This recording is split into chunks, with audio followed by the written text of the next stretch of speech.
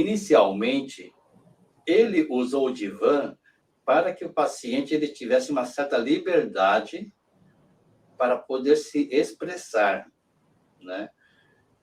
Mas, mais tarde, o próprio Freud, ele declara dizendo que ele usa o divã para se autoproteger. E aí ele coloca a cadeira atrás, ou seja, desde o começo, né? Ele coloca a cadeira atrás do divã para que o paciente não te veja. Então, é por causa disso que hoje nós temos também várias críticas relacionadas ao divã.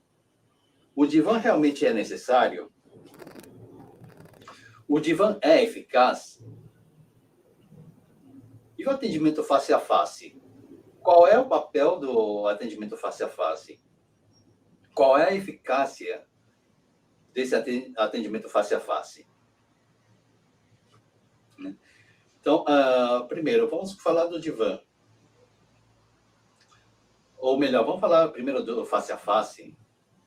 O que é face a face? Face a face é, ou no inglês, face to face, é você sentar na frente do seu paciente e olhar para o paciente.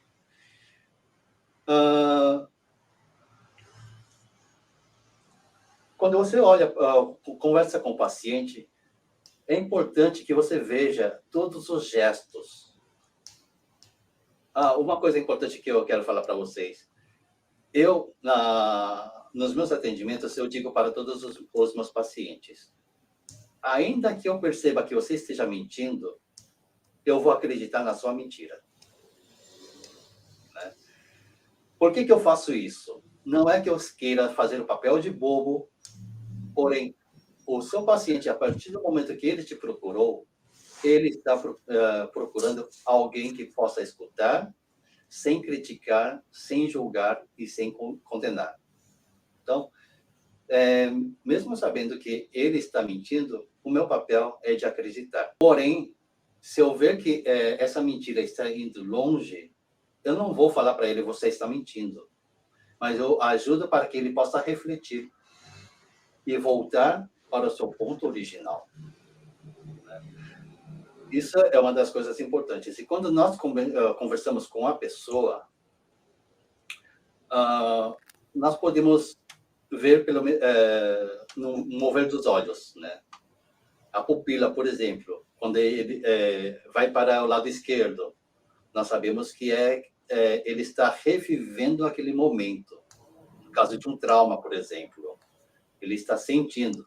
Quando a pupila dele vai para o lado direito, provavelmente ele está construindo, não necessariamente mentindo, mas ele está construindo um fato para te detalhar algo. Ou, por exemplo, quando o paciente está falando, as sobrancelhas, elas podem se mexer. Ou existem aqueles pacientes que os lábios começam, a ponta dos lábios começam a tremer um pouco. Outro ponto que é comum de encontrarmos é que quando o paciente ele fala da infância, existem pacientes que eles começam a fechar um pouco os ombros.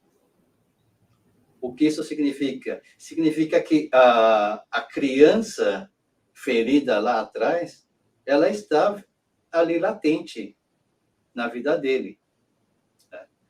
Então, quando ele está fechando os ombros, ele está dizendo, o corpo dele está dizendo, né? Ou o inconsciente dele está dizendo que ele precisa de um acolhimento, né? Precisa de uma proteção. Então, quando nós fazemos o atendimento face a face ou cara a cara, é para que você possa fazer todas as leituras das entrelinhas, não somente das palavras que a pessoa está dizendo. Né? Eu lembro uma vez que não foi nem num atendimento, mas foi numa brincadeira de um grupo, onde uma menina, ela apresentou uma queixa, ela acabou resmungando.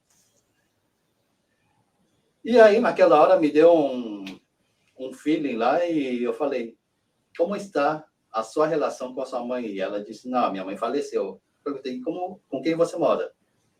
Ah, moro com a minha tia. E como está a sua relação com a sua tia? E aí ela disse, está péssima. Eu vim para cá para fugir dela, né? Então, a partir dali, eu dei uma parada, chamei ela para um lado mais reservado e conversei um pouco com ela. E ela mesma perguntou como é que, diante de uma brincadeira, eu consegui perceber algo que ela estava sofrendo naquele momento. Então, são percepções que nós precisamos ter, aquela sensibilidade para poder ajudar os demais. E quando nós fazemos o atendimento face a face, é o que nós podemos encontrar naquele momento. O que o paciente está querendo dizer? Ou, por exemplo, quando o paciente conta alguma coisa e cruza os braços, todos nós já sabemos que é porque está querendo esconder alguma coisa, mas não necessariamente esconder, no sentido de omitir ou mentir. De repente, está querendo esconder uma vergonha que ele está sentindo naquele momento, né?